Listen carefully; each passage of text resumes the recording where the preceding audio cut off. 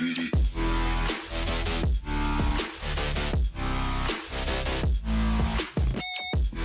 back to another episode of Tool Bags of Sports. This is the college football segment. I'm your host, Hector Rodriguez, and today I am with Mikey and Drew. Guys, another week of college football, and we're going to get some more teams playing. So, guys, let's talk about it. Week 2, pretty exciting stuff. We're going to get into the games a little bit later on, but, just takeaways from week 2 of college football. What do you guys think? Another beautiful week of college football. I'm just in love with it. I guess it's just its whole glory. It's just so much fun watching football, college football going. There's not, I guess you could say, money involved. And, these guys are playing for their draft stock and it's just fun to watch these college back into the mix, man. I love personally hearing all the 100 players that are cheering. There's not fans at most of these stadiums, but you can still hear them out there, and I think that's fun. They're just people. They're just guys just trying to have fun and finish off their college career if they're not going to the NFL. That's right. It was a pretty good week of college football. Some really good games. Some not so great games. But we're going to get into some of the games that went on last week. First one was that we're going to talk about Pitt versus Syracuse. The Panthers were able to knock off the Syracuse Orange 21-10. Not much to talk about there. It just looks like that it pretty much looks like that Syracuse is one of the most difficult to ACC teams in the country to watch. For those who watch the game, what did you guys think about watching the snippet of the Panthers? There wasn't much going on in that game. It was a 21-10 game. But as you can see, Syracuse didn't look too strong, especially after Pitt was able to sack DeVito about 7-8 times, something like that. And they pulled them, and they put Culpepper in that game. Even with a backup quarterback and anything like that, they still couldn't manage any points after that, even though it was Culpepper that scored the touchdown. But they couldn't manage to win that game. Pitt took it easy. It took it easily, I should say. And in my opinion, I don't think it was too much of a game to watch, man, honestly. The pride of Pennsylvania as of today, because, Penn State's gone, so they're taking advantage of that. They're trying to really recruit people to go over there right now. Pitt's trying to put themselves on the map. So, they took care of business. That's good. We want to see that. When you can, take care of business. Another 12 o'clock game that was pretty interesting to watch. It was, a game that we probably all thought was going to be a pretty easy win, but Oklahoma State just survives against Tulsa. Obviously, they weren't 100% healthy. They lose their quarterback early in the game, and they'll just say Tulsa put 9 in the box. Just don't let Chuba Hubbard, run all over us. Oklahoma State was able to squeak out a victory. Hubbard actually still had a pretty solid game. He had 27 carries for 93 yards and a touchdown, but for a long time, it looked like that Tulsa was going to come away with it, especially since they were leading heading into the fourth quarter. What did you guys take away from that Oklahoma State game? I guess you could say that now Tulsa, you can't sleep on Tulsa. There's one of those teams and one of those conferences that it's a small school. You don't expect them to do much against you, but they're always going to try to surprise you. And it was a close game, and especially it was something that you, Hector, when we spoke about the SEC in the beginning of the year, they were your surprise team with the running backs and everything like that. So it's something that you got to look forward to. Tulsa's always going to be a tough competition for everybody else out there. Drew? Yeah, man. Oklahoma State only threw, I pull up the stats real quick, 14 out of 20 combined through 3 quarterbacks. Whenever you do that, that's not a winning formula at all. They did run the ball a lot, but Oklahoma State, if they want to stay they're 11th right now. If they want to stay close to the top 10, they got to learn how to throw the ball properly and air it out. You can't win just running the ball, in my opinion. Yeah, so the next game, we're not really going to talk about Notre Dame beating it up on USF. We will be talking about Notre Dame later on the show. Obviously, they've been in the news lately for not things that you really want to be in the news for. But the next game we're actually going to discuss will be the UCF Knights beating the Georgia Tech Yellow Jackets. And I'm going to be honest with you, Georgia Tech actually impressed me this game. I think their offense is a little bit better than what some people thought. Now their defense got torched. Dylan Gabriel threw all over that defense, and their head coach is a defensive guy. Jeff Collins, the head coach at Georgia Tech, was a former defense coordinator at Florida. He was a very good defense coordinator at Florida. I'm going to be honest with you. Like, I like this Georgia Tech game. Jeff Sims played well, still made some frustrating mistakes, but at the end of the day, he looks like he's a guy that, could be good in the future. And then their freshman running back, who did not play in the Florida State game, but did play this game. He was a former top 100 recruit, was being recruited hard after schools like Alabama, Florida, and Clemson late in the cycle. But it was just at the end of the day that they couldn't, Gibbs was too solid to Georgia Tech, and he really loved the fact that Georgia Tech, was the first school to offer him and, really stay in his recruitment. But, I mean, what did you guys take away from this game? Did you think that it was going to be – they lost by like 28, but it was definitely closer. It looked closer than what the score said. So what was your takeaway, Mikey? I mean, you got to be honest with yourself as a Georgia Tech fan. It's a work in progress. You got to trust the process, just like how everybody in Philadelphia does with 76ers. But, I mean, Jeff Sims looks like the athlete that you recruited. He looks like the part. He scored a touchdown. Yeah, he threw 2 picks, but he did rush the ball. He did score 2 touchdowns on the ground. It's just something, an encouraging sign if you are Georgia Tech and actually revamping your whole offense like we keep on saying in the past couple of weeks. Georgia Tech's a brand new team. The only thing that you have to realize is, you got to start recruiting and you got to start making that defense a lot better if you're going to want to actually, I guess you could say, compete with everybody else. But there are encouraging signs when you look at Jeff Sims. He's moving the ball in that offense, and you want to actually see them get better. After last week's game, it was a little bit of a messy game against FSU, but, moving forward, you scored 21 points.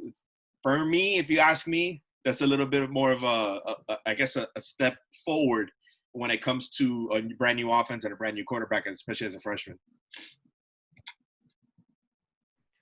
Yeah, I agree. There was a lot of things that I saw that was good for UCF, but like Mike was saying, Georgia Tech is a newer team growing on the offense and everything of that nature. I like to see games like this where Georgia Tech does lose to UCF, so the people who are actually ranking the teams, we're not going all up. Well, they lost to this team, blah blah blah. So that's always fresh to see at the beginning of the season. I hate to see it, especially with the COVID rankings, because there's a lot of teams that are interesting up in the top 25. So that's what I got to say about that. All right, so another we're going to talk about 2 more games. This one we'll go through quickly. Another top 25 upset this week as the Marshall Thundering Herd pulled off the upset in a sleeper against Appalachian State. Marshall wins 17-7. Not a whole lot of offense that game, but nonetheless, Marshall is now 2-0 on the season as Appalachian State is now 1-1. Did you guys catch this game at all? And if you did, what were your takeaways from this game? Me personally, I didn't catch the game, but I did scroll through it. It was one of those games that we were looking through the scoreboard and everything like that, because especially when you're trying to look at everybody, how they're doing. This one kind of opens up your eyes a little bit, or at least catches your eye, I should say. Appalachian State is always a good team. Every year they seem to find a way to get themselves in the ESPN news or anything like that. So actually seeing Marshall come up on top is a little bit surprising, but in a way, you kind of expected it. So looking through some of the stats or anything like that, like you said, Hector, it was a low-scoring game. There wasn't too much happening, but there still another thing to just look at their running game. Knox actually had about 140 yards rushing. So that worked against App State. Would it work with everybody else? We'll see. Again, there are a top 24 team, top 25 team, ranked 24th, I should say. And let's see how Marshall keeps going, man. Maybe they're 2-0 and you never know where they stop. Yeah, I agree with you. Knox, he's really building his draft stock as far as that goes. I mean, that's what we're seeing during these couple games that we have, is a lot of players are building on their draft stock that necessarily might not get that primetime light. Appalachian State's one of those teams, again, like I said earlier about the COVID rankings, they snuck up on there. If we had the Big Ten, Pac-12, I don't see Appalachian there. So this was their one time right now to really get their name out there again, besides the time they beat Michigan a couple years back. So, yeah, but that's great for Marshall because we all know Marshall's history. They made a movie about that. So hopefully they're back. So love you, Marshall. We are. Marshall. Marshall. There we go. All right, so the last game we're going to talk about, week 2, it was college game day at Louisville. The Miami Hurricanes were able to knock off the Cardinals 47-34. Defense was pretty much optional this game. Whole lot of offense, which I expected. I called the shootout, and that's exactly what happened.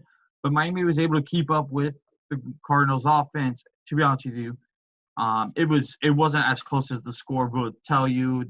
Louisville scored a couple late touchdowns, just to, make it look a little bit more respectable. But the Miami Hurricane offense showed out. De'Ara King, 325 yards through the air, 3 touchdowns. And Cameron Harris led in rushing with 9 carries, 134 yards, a score.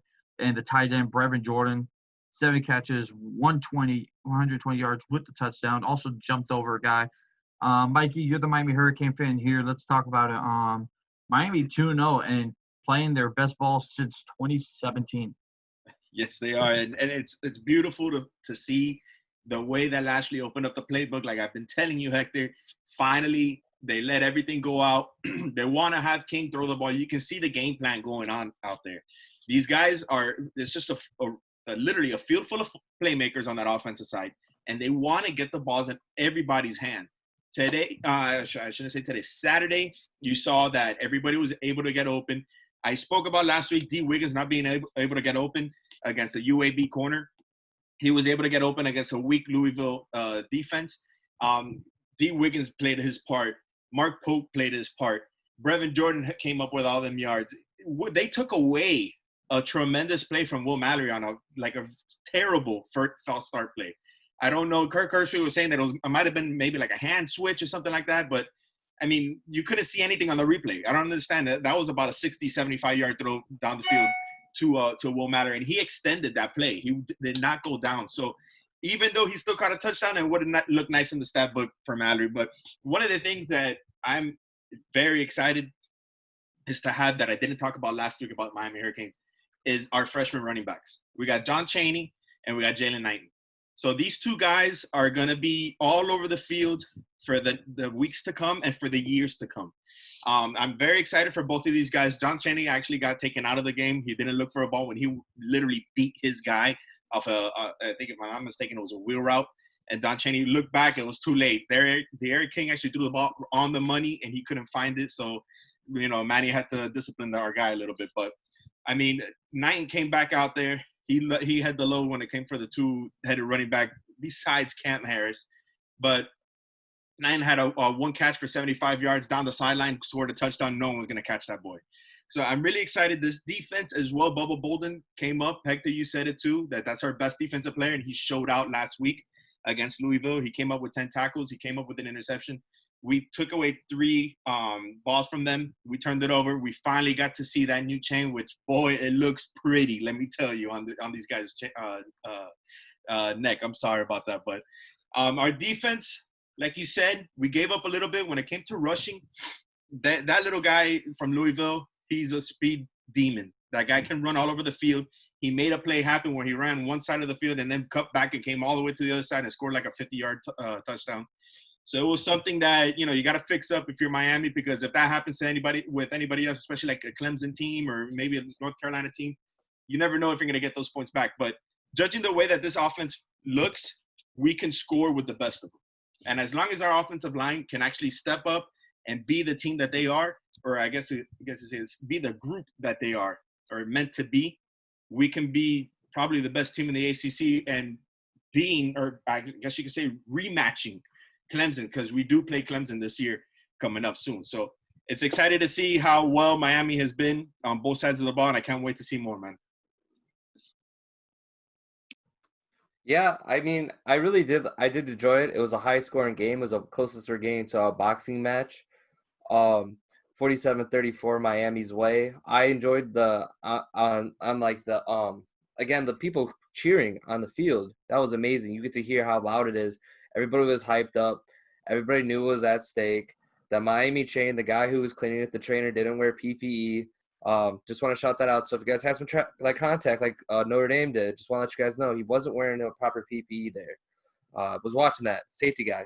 I work for a safety company, but anyways, I also did like the Louisville kicker kicking an outside kick right up the middle. Must watch the Pat McAfee show because he was just talking about this. This is what we watch college football for. These high scores. Sometimes we get so used to watching like scores 17-10. Sometimes you just want to watch a shootout. You just want to watch touchdowns light up the board. I loved it. I loved every moment of it. And one thing I forgot to bring up, we have a kicker. I hope Baxa finds our podcast, and I hope Baxa actually sees my tweet because Jose Borregales finally is on a Miami Hurricane uniform. He kicked a 57-yard field goal. That's something that Miami has been missing for so long. We finally got a kicker, and I know how it feels like since Michael Badgley. He's in the league. He's been there for about maybe 4 or 5 years. But now Jose's here. He's here to stay. He has that 1 year. I know, but his brother's coming in next year, and he's going to clean up anything that he ever messed up, or if he will mess up. I doubt that. But I'm excited for this whole entire team. Next week, we see FSU. Seabass, I'll be texting you the whole entire game. I promise you this Saturday, you're not going to be happy. All right? That's all I got to say about that. Yeah, I don't even think Sebastian might not even watch the game. I don't think him or Mike Norvell's going to watch the game because Mike Norvell won't even be able to coach because I don't know if he either tested positive for COVID or is going to sit out because of COVID tracing, contact tracing. But to actually talk a little bit about the Miami game, Mikey, you were talking about the receivers like Pope and Wiggins. I was actually a little disappointed in them. They dropped a lot, and I mean a lot of easy passes, a lot of layups. Pope ended up having a decent game. If you're playing fantasy, he gives you 10 points with 4 receptions for 64 yards, but D was 2 for 15. That's not very good. Well, judging from the way that he came out last week, this was a better day. But let me tell you, talking about drops, Mike Hartley was another guy. Dropped 2 good passes, man. So yeah. But he also made it. He also probably made the best catch in the day. He probably also made the best catch of the day. Yeah. And also your running game was pretty much the Cameron Harris show because outside of Cameron, your highest leading rusher was Don Chaney with 10, and he only had 7 carries for 10. Knight in 4 for 9, but he had the 75-yard reception. King was, his streak snapped. He didn't get a rushing touchdown in the game. He had 8 carries for 9 yards, and Robert Burns, just for shits and giggles, had a carry for a yard. Drew kind of leaned into it, so we're going to discuss it now. We're going to talk about Notre Dame. Notre Dame was scheduled to play this week, but no more Notre Dame football. They've had a couple players test positive for COVID, and I think they made the right call just saying this out. So there will be no Notre Dame Wake Forest game. I'm pretty sure Notre Dame would have loved to play Wake Forest because Wake Forest looks like a dumpster fire, but nonetheless, Notre Dame is going to be saying now, Drew, you are the Notre Dame fan on the podcast. Talk about it. What's going through your mind right now? Yeah, so I talked about this earlier before we were talking about college football a couple podcasts ago about contact tracing. So what it came down to is I pulled up the report just to make sure I got the numbers right. 7 out of 94 players have tested positive for COVID. So with that being said, this is something that's very interesting because I do screen tech work. So I deal with people that possibly could have COVID, and the procedures that we go through. If 7 people crashed at a plant out of 94 people, the plant would still go on. But I guess that they don't really have this. This goes back to they don't really have control of where it went because if they're contact tracing, they would have known already who was with who and everything like that. Notre Dame has been very lenient as a university itself. They have been criticized from the outside as far as just going back to school without strict rules. A lot of universities, when they went back to college in August, they had very strict rules. Notre Dame was already having outbreaks. It just unfortunately just hit the sports team. So taking the precautions now, they rescheduled the game, I believe, to be December 12th against Wake Forest. I was happy to see Notre Dame play Wake Forest. I was waiting for that game. That's another UCF game where I'm just kind of snoozing. USF, you mean? Yeah. UCF is a battle. Yep, my bad. Yeah. So that's what I'm talking about. These are teams that we don't usually see. I usually see USC, but I digress. But the Notre Dame football team, they're gonna try to get it right now. They can quarantine for a week or two and be ready for next week. A lot of their star players are still healthy, so we'll just keep rolling with that. All right, Mike, did you share the comment on Notre Dame, or do you just want to move on to the next topic? I mean, it is what it is. Hopefully, these guys can actually, pull through with all the procedures and everything like that. Hopefully, they get back on the field because at the end of the day, college football ain't the same without the big teams, man. So having Notre Dame out there and being able to see them play, and especially after the whooping that they gave USF, right? Not USC, USF. They'll actually come out and we'll keep on playing what we play. That's that college football game. So let's go. Yeah, they must be carriers because that was a blowout. People who have COVID are usually sick and can't move. But again, I digress. Yep. All right. So we're gonna move on to the next topic. The third Power Five conference has arrived, and you can argue, not really argue. You could pretty much just say it's the truth. It's the best conference in college football. The SEC has arrived. The SEC is finally here. They sat out 2 weeks, just to get their guys more time to, do testing, to make sure that they have the correct procedures done, and also gives some of these players more time to practice and prepare for their season. So maybe you see a little bit less sloppy football, but there's a lot of really good teams in the SEC this year. Of course, you have Alabama, you have the defending champions, the LSU Tigers, who we will talk about in a little bit. We have some news for them that broke on Tuesday.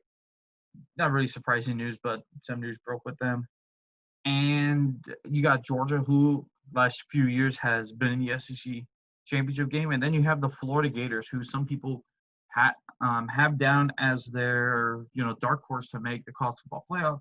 They're currently the number 5 team in the country. So let's dive in a little bit. Outside of those teams that I just mentioned, what SEC team are you most intrigued to see, whether for good or bad? Mikey? I mean, the one team that I'm looking forward to, and this, I guess it's just the fact that he's an old coach in the ACC side, and there's always so much, like, not baggage, but there's always some type of deal that they always have a hell of a recruiting year.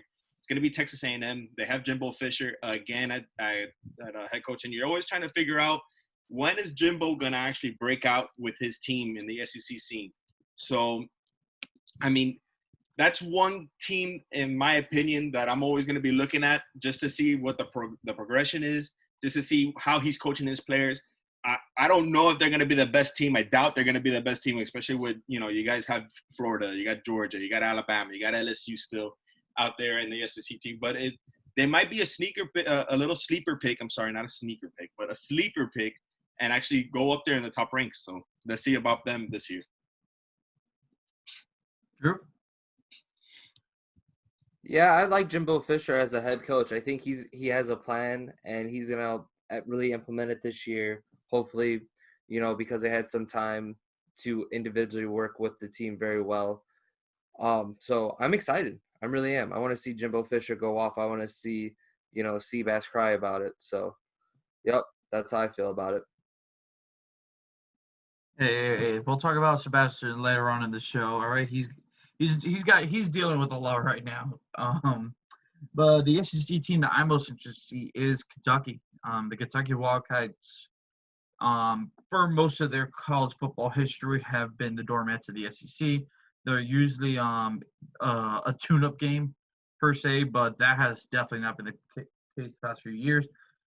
Mike Stoops has turned that program around. He has done a terrific job over there. The fact that he hasn't been asked to be or hasn't interviewed for another head coaching job at a bigger school blows my mind because he's such a good coach. But nonetheless, Kentucky is a pretty good team. They're usually a team that wins 8 games. I think this could be a 6 to 7 win team because they're just 10 SEC games. I don't exactly know what their schedule looks like, but I know they might have some issues in the SEC East with Georgia. But hey, look, they play Florida well. The past few years, they have played Florida very well, and in fact, to beat the Gators. in 2018, snapping a 31-game losing streak to them. Last year, it looked like Kentucky was going to go back-to-back wins over the Gators, but all of a sudden, the Great White Hope, Kyle Trask, came out of nowhere and just started and scored 19 unanswered points as he was able to lead the Gators to victory against the Kentucky Wildcats at Kentucky. But yeah, they also have their normal quarterback, Lynn Bowden Jr., the guy that was he's a wide receiver. He's with the Dolphins now. But he played quarterback because they were just so low on quarterback numbers. But their starting quarterback, Terry Wilson, he's back. He's going to play this year, and that is a very athletic quarterback that can throw the ball pretty well. Could be a late round draft pick, somebody that they're going to take a flyer on, see if they can turn him into something, or he might move to another position because he is a terrific athlete. So we're going to talk a little bit more about college SEC news before we head in. Alabama names their starting quarterback. No surprise, it is going to be Mac Jones. He beats out the true freshman, Bryce Young. Really wasn't much of a competition. It was Mac Jones' job to lose, and he absolutely earns it. Another quarterback that wins his job, LSU names their quarterback, Miles Brennan. Again, not really much of a surprise. I don't think LSU had anybody there that was going to really compete for that starting job, but Brennan has some pretty big shoes to fill because not only is Joe Burrow no longer there, but they lose pretty much their entire offense. They return 2 starters on offense. And that includes losing obviously Joe Burrow, Clydesdale Hilaire. I'm butchering his name. You got it right. I did? I got it right? Okay, good. Yeah, he went first round to the Kansas City Chiefs. Justin Jefferson, another first round pick wide receiver to the Minnesota Vikings, I believe. And, during spring camp, they lost Jamar Chase, big time wide receiver. Chase was the Fred Biletnikoff Award winner last season, which goes to the top wide receiver in the country. So you lose your top guys. They still get Terrence Marshall. Terrence Marshall's still a very good player. You add the number 1 tight end in the country, and Tyreek Garrett. He's going to be the starting tight end for them. He's going to produce well. Also, Thaddeus Moss, another Brady Moss's kid. That's another big loss for them. But there's a lot to replace at LSU. I mean, guys, what do you think is going to happen with LSU this year? Do you think that I don't see them competing for a national championship, but I think they're still going to be a pretty respectable team, a 7 to 8 team, a 7 or 8 win team. Mm-hmm. Mikey, what do you think about the LSU Tigers heading into this season? LSU is going to be LSU. At the end of the day, everybody, not just Miles Brennan, not just Justin or Washington or anything like that. But these guys have big shoes to fill. They lost a lot of people, and obviously, if you win the national championship, you go undefeated, you're gonna have to fill some needs, But LSU, like I said earlier, LSU is gonna just be the same type of team. They have a good coaching staff. They have good players. You have to replace them. This is the SEC. You're gonna be playing good competition, but you're not retooling. You're reloading. And that's what I see about LSU.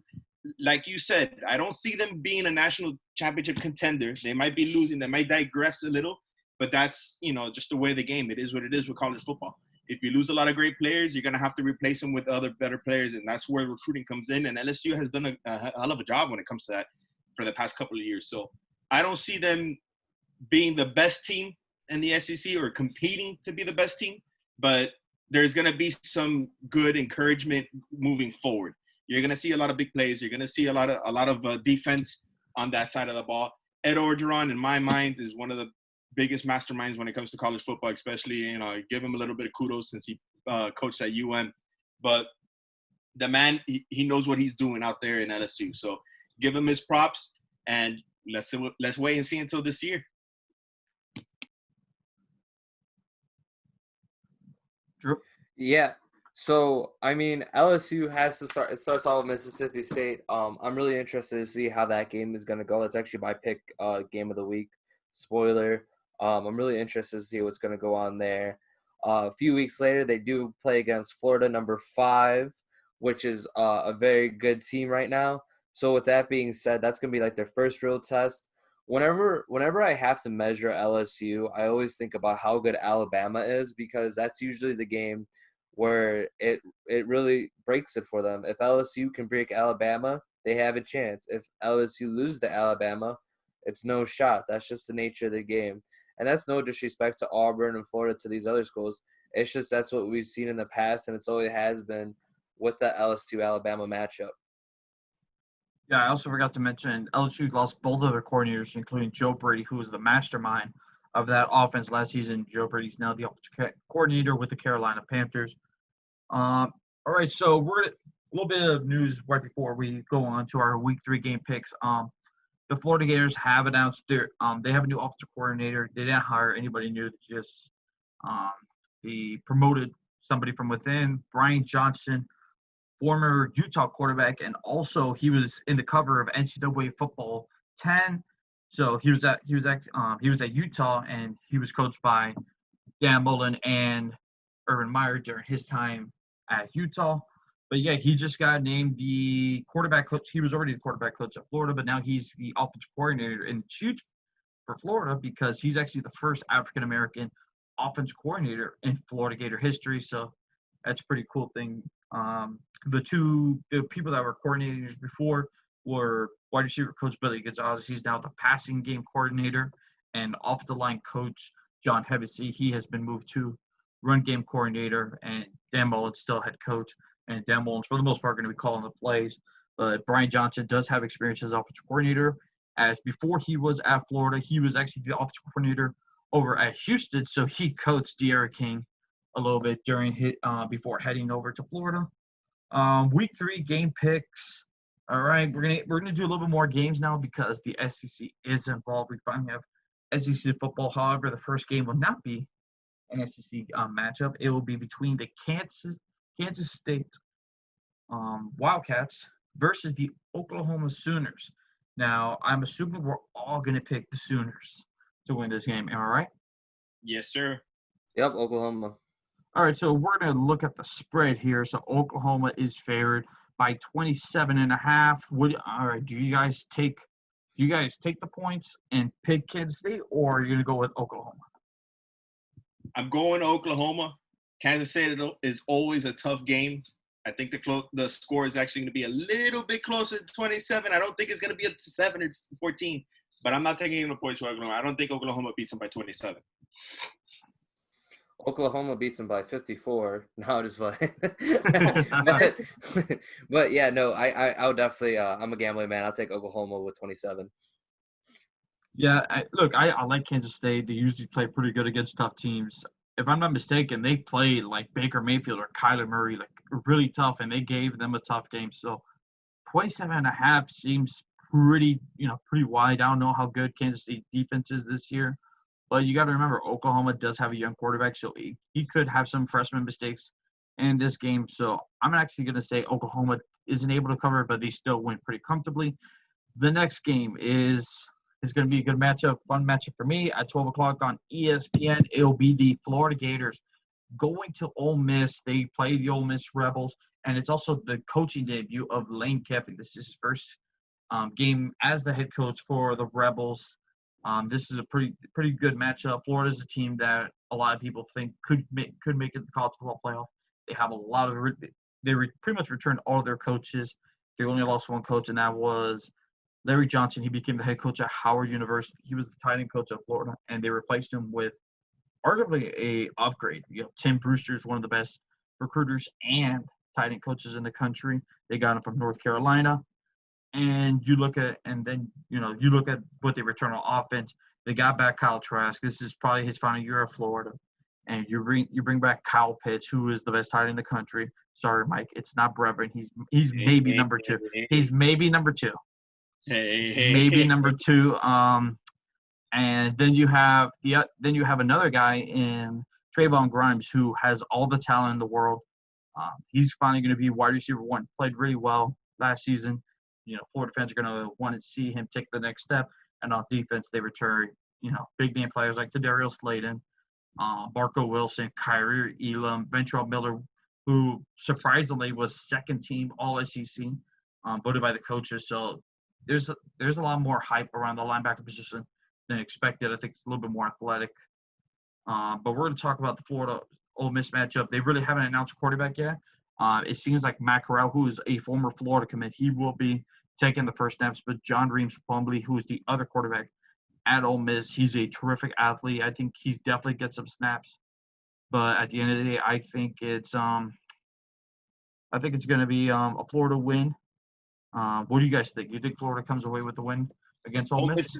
Ole Miss is one of those teams that they're always one tough team to play, but when it comes to a big game, I don't think they ever come out and then they never perform to what they should be. So I want to say I'm gonna say Florida, as much as it hurts, and you can tell that Hector's a tremendous Florida fan after that whole entire introduction for this game. But hey, I just covered the team. I covered the team. I've been hearing a lot of good things about Cam, and I'm not even talking about how Lingard's going to play in this offense, even though he's like the number 4 running back in the depth chart. That's simply because he hasn't gotten a handle of the playbook, and also the emergence of Carroll City running back Naquan Wright. It's the same thing when he came from Miami. We gave him to you, and it is what it is. Lingard is tremendous talent. He just can't get a hold of, I guess, the mindset when it comes to being in the playbook. But, I mean, it is what it is. When he finally gets it, you guys have a gamer, and I know you guys will. But for this game, I'm picking Florida. I don't see Ole Miss coming out. I know it's Lane Kiffin's first game, and he's an offensive mastermind and everything like that, but I think Florida is going to be way too much for Ole Miss. Jude, what do you think? Yeah, if you're going to put Florida top 5, you got to expect them to win. I mean, if they're going to come out strong. I mean, that was great. I mean, that got me fired up. I'm ready to turn on that game right now. Hector's doing a great job covering Florida. Pay this man. But yes, I do got Florida winning. No, I know that was spoiler for all the people that don't know. Yeah, but so I'm excited, man. I hope Florida wins. I hope Ole Miss gives them a little fight just so it's an interesting game. And I hope we all enjoy it, College football's back, baby. Yep. All right, so since we all picked Florida, the line right now as we are recording is at 14. Florida is 2 touchdown favorites against Ole Miss. I'm not going to go first. Mikey, do you think Florida covers the spread, or you think Ole Miss does their job? Nah, I think Florida covers that. They'll probably want to beat them by more than the 14.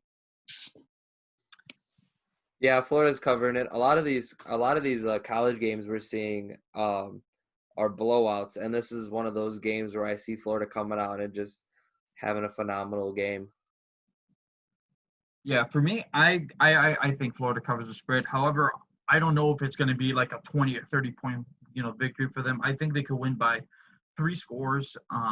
Part of the reason I think that is because, there could be some rust when it comes to Florida's offense. They haven't played a game yet, so it could be, they could be a little rusty. There might be some misassignments on defense. And also when it comes to Ole Miss, you have no idea what's going to happen. Just like how when Florida played against Miami had did well in the first half offensively, and the reason why was because Florida had no idea what to expect out of Manny Diaz and Danny Isos on offense. So that was something that was interesting. But yeah, I think Florida covers the spread. So Drew's actually gone. As me and Mikey can see, he's pretty frozen, and now he's officially gone. I'm here. Yeah, no, Mikey. His computer had updated without his permission, so we lost Drew. That's fine. Yeah. We'll get his fixed later. Yeah. So just you and me the rest of the way, Mikey. The next game we will be discussing. Hold on, I literally lost the list. Damn it. I got here Kentucky versus Auburn. Yep, there we go. Kentucky versus Auburn. At Auburn, Mikey, I'll go first because it's just you and me. Even though I had Kentucky as a team to keep an eye out for this year, I think Auburn still wins. I think Auburn is just the better team.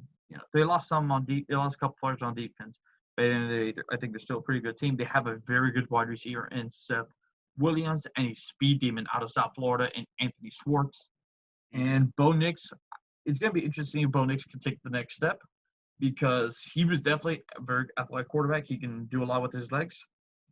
But his passing game really struggled, especially against good defenses, not named Alabama. He torched Alabama's defense. But when he played against Florida, he was, number one, he was running for his life. And number two, he was throwing interceptions left and right and taking sacks, 20 yards backwards. So let's see if he can take that next step forward to becoming a more complete quarterback? I think he does. Mikey, what do you think? I mean, you pretty much said the whole thing. Bo Nix he's a playmaker. I love him at quarterback. He just needs to come up in the bigger games against the bigger defenses. I know you like Kentucky coming in as a sleeper pick from the SEC, but I'm gonna pick Auburn in this game. I think Auburn's a little bit too much for Kentucky. This is one of the few games that Kentucky loses. All right, so we're gonna go with the next game. It's gonna be Louisville versus Pittsburgh. This is a game that I think will be won in the trenches, which is a issue for Louisville. They're not very good in the trenches, and Pittsburgh's defensive line is nasty. Outside of Clemson, they might have the best defensive line in the ACC. So I think Louisville still wins because at the end of the day, they're just better athletes, and they might out-athlete them, and they're going to scheme around a pretty weak offensive line. I think Louisville is also angry because they got beat up pretty badly on national television. I think they come back. And let's face it, Pitt did not look great offensively last week. Exactly. They struggled against a Syracuse team that honestly might be the worst in the ACC. I originally thought it was Georgia Tech, but Georgia Tech's looking like they're better than advertised. Yeah, I'm picking Louisville as well. I was really impressed with how they played against Miami. Not to say that we were supposed to blow them out the water or anything like that, but if you look back in last week's podcast, I was telling you guys that Louisville has some playmakers. Louisville has some speedy people on the offensive line and on the not on the offensive line, on the offensive side and on the defensive side. Their defense isn't the best. I'm gonna say it right now. So Pittsburgh can match up with them well when it comes to offense, but when it comes to being on the offense, it has to deal with what you just said, Hector, is trying to win in the trenches, try to get that defensive line that's supposed to be one of the best in the ACC. They need to get through, and they need to get Cunningham down on the floor. But at the end of the day, I think speed wins on that offensive side. I think it's going to be a little bit too much for Pittsburgh to cover, so I'm picking Louisville.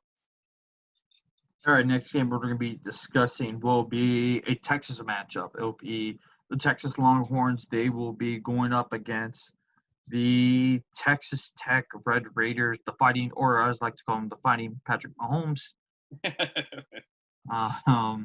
Texas is heavily favored in this game. I'm assuming we're both going to pick the Longhorns. Yes, sir.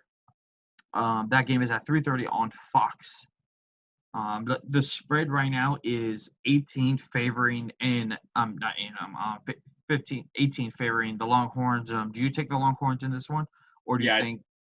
I take the Longhorns, and I'm taking the points. I don't think it's going to be just 18. I think Texas beats them by a little bit more. I don't see Texas Tech actually matching up very well with Texas. I'm actually not going to go with it because I look at Texas Tech's offense, and their offense is very good. Now, one of the receivers did get in trouble earlier this week. Roderick Thompson, he was arrested. However, it looks like he's going to play this week, which is interesting to say the least, because usually when a player gets in trouble, during 1 week you don't see him, but they're gonna play him this week. Texas Tech last week, I take it back. I just saw who they played against, and they were in a dogfight with Houston Baptist Huskers. They won 35-33. I'm sorry, no, that's it. Texas wins by like 30 because Texas probably doesn't have a good defense, but I can't even name you who the hell their head coach. I didn't even heard of Houston Baptist until I literally opened it. This looks like a game that Florida would play, in the beginning of the season, just so Kyle Trask can here's $1 million. Come play with me for at least 1 week. That's it. That's all I need you to play. Yeah, it's like, here you go.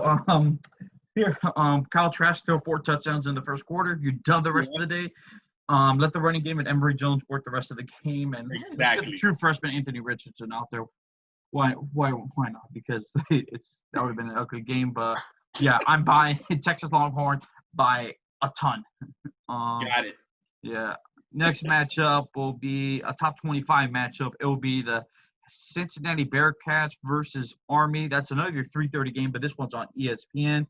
Cincinnati is favored by 14. Do you think the Bearcats beat Army straight up, or do you think that they cover the spread? I think Cincinnati plays, and they probably beat them at that 14 mark. I think they just cover. This game is actually, in my opinion, probably the closest game in the whole entire list. But I'm gonna pick Cincinnati. Cincinnati is always a team that you always count them out. You always say that they're not gonna be as good. You always, because a while back they were in the Orange Bowl, So I don't want to say a while back. A couple years ago they were in the Orange Bowl, and they proved a lot of people wrong. And it just looks like their teams every single year after that has almost been around that same type of talent. So I'm picking Cincinnati to beat this Army team. It is going to be a close game, and it's going to be around that 14-point spread. Yeah, I'm just going to go with the Army. They're America's team. I just want Army to win. I think it would be a pretty cool story if they're you can't be wrong saying that now, right? Yeah, go Army for this game. Next matchup, we actually didn't have this on the docket, but we're going to talk about it just briefly. Another 3:30 matchup on CBS. It will be the Mississippi State Bulldogs versus the LSU Tigers, the defending national champions. LSU comes in the season as number 6 team in the country, and Mississippi State will have their head coaching debut with Mike Leach. Just knowing who Mike Leach is, I expect them to throw the ball a ton. Yep. So I think they still have Kylan Hill over there, right? I think they still do, but it kind of sucks for him because he's a really good running back, and he's got to deal with that freaking air, just throwing it all over the place type offense. But yeah, I think the spread I think we're both picking LSU to win. The spread here is. Hold on. This is gonna be my upset of the week. I'm picking Mississippi State over LSU. I know I talked good about LSU. I know, but you just said it. That was one thing that I was thinking. Mike Leach as quarterback. I know this is like his first game in the SEC and everything like that, and this is kind of weird for an SEC team to just air it out over and over and over and over again. But I'm taking this as my upset of the week. Another team that, like you said, like Kentucky might only lose a couple games. This is one of the games that LSU might lose. So I'm picking Mississippi State. This Bulldog team looks a little different. They're going to be coming week 1. They're going to be coming after the top dog. So I'm picking them up to win. Okay, very interesting. Yeah, give me the Tigers. I don't know if they'll cover 16.5 because I think the Mississippi State might be able to score a little bit. Now, LSU has the best corner in the country in Derek Singletary, but I still think LSU wins. Let's see. That's going to be an interesting game to watch. Yep. Next matchup, we got 2 more matchups. Next one will be the Tennessee Volunteers at South Carolina. Tennessee comes into the season with a lot of hype. They're right now the number 16 team in the country. They'll be playing the unranked South Carolina Gamecocks, and the Gamecocks will actually not be going with their quarterback from last season. They're going to go with somebody different. They're going to go with the Colorado State transfer, Colin Hill. He's their starting quarterback this year instead of Ryan Helinski, who started 11 out of 11 games in 2019 and actually was the starting quarterback that helped South Carolina pull off a major upset against the Georgia Bulldogs. What do you think happens here, Mike? That quarterback you just mentioned, he's good, man. It's a good little transfer for South Carolina. If only South Carolina can get the number 1 rated quarterback like they did for next year. If only they could just fast forward. I think Tennessee takes this game. I just came back from Tennessee. I fell in love with it again. This is my second time going over there. And I think Tennessee wins this game. It's going to be a close game, another one. But what's the spread on this one, Heck? 3.5 Tennessee favorites. They'll win a little bit more. They'll win by a touchdown. They'll win by 10 points. I take Tennessee for this game. All right, so you went with your upset of the week. I'm going to go with my upset of the week. Oh, okay. I do not buy Tennessee's hype whatsoever. It's the same thing over and over again. Jared Garantano is still, most likely he's still the same quarterback. I'm not saying that I think South Carolina is good. I just think, they don't know too much about Colin Hill. And I think, Tennessee, gets a little bit surprised by Colin Hill. And I think South Carolina, wins in a close one. Yeah, I think Colin Hill, is able to pull off the upset and make a lot of Gamecock fans happy.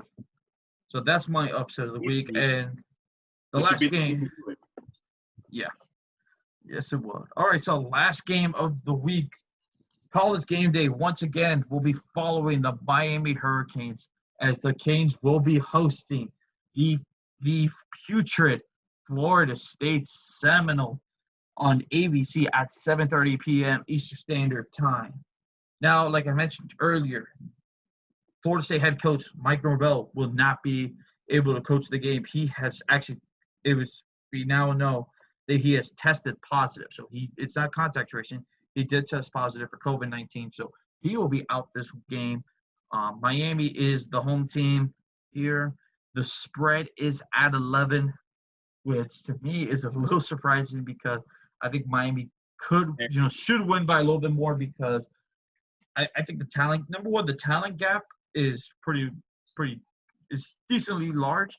And then, when you talk about coaching, already, you don't have your head coach. That puts you at a disadvantage unless you have an elite assistant coach who's right there that can, who can take over. But let's face it, I don't think Florida State has an elite assistant coach. I think if it hasn't been named already, I think Odell Hagens, their defensive line coach, will be the interim head coach for this game simply because he has experience doing it when Jimbo left and when Willie Taggart got fired. But Mike, you talk about this game. You're the Hurricane fan. Break Sebastian's heart. So, I mean, there's not I told you in the beginning of this, I guess you get the podcast season. I mean, FSU to me looks like a disappointment, even though they do have playmakers. I know you said the talent gap is huge, but I'd say huge. I think it's getting close. Well, it's widening. But you know what it is? I think what it is just the coaching. I think the coaching can literally show off the talent that we have. And I'm not saying that Miami has had this coaching staff that can always do it because we have it. But now, finally, we have these people in place to actually show off what we got. And that's where it shows the gap actually widening up a little bit. I think this Miami team will have a huge game against FSU. This offensive line for FSU looks worse than they did last year. And our defensive line, we haven't gotten too many sacks, but we have been getting to the quarterback every other play. And I don't think – I honestly think that this defensive line is going to be in the backfield, and Blackman's not going to have any time to throw the ball. They're not going to have any time to throw it to Terry. They're not going to have any time to run the ball. This defense is going to have a field day with them. Make sure that you have your brand new Dime Life Hurricane Turnover Chain t-shirt because it's coming out a lot this week, all right? Our offense, I mean, the only thing that I can give you, I guess, kudos for FSU is going to be the defensive line, but it's not even coming out at all. So in our offensive line, you can only go up from here. And we signed a hell of an offensive line coordinator, and he's kicking their ass, and they're making sure that this Miami O-line doesn't make any of the mistakes that they did last year. So Derek King is another player that will have a field day. I don't see FSU stopping our run game when we have that three-headed monster. Don Chaney's going to come out. He's going to come out, and he's going to come up blazing. Cam Harris is going to come out. He's going to make sure that he keeps his 100-yard game alive. His 100-yard streak alive. And then we're going to have Jalen Knighton probably doing the same exact thing, catching a 75-yard touchdown. So these are a couple of things that, there's way too many offensive weapons on our side that FSU can cover. And you can only have 11 people on the field. You can't have 22. So that's where you see Miami wins. Miami wins big. This rivalry is going to take a little sour note when it comes to FSU side. All right? That's my take on that. Okay, I said my last game was my upset of the week.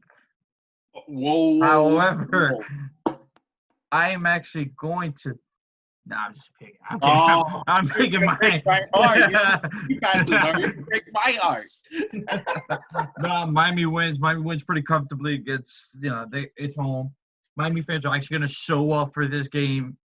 I actually wanted to do a live stream for this game just so while we're watching the game, our viewers and listeners can see our initial reaction. But I'm pretty sure it wasn't. We weren't able to work out our schedules.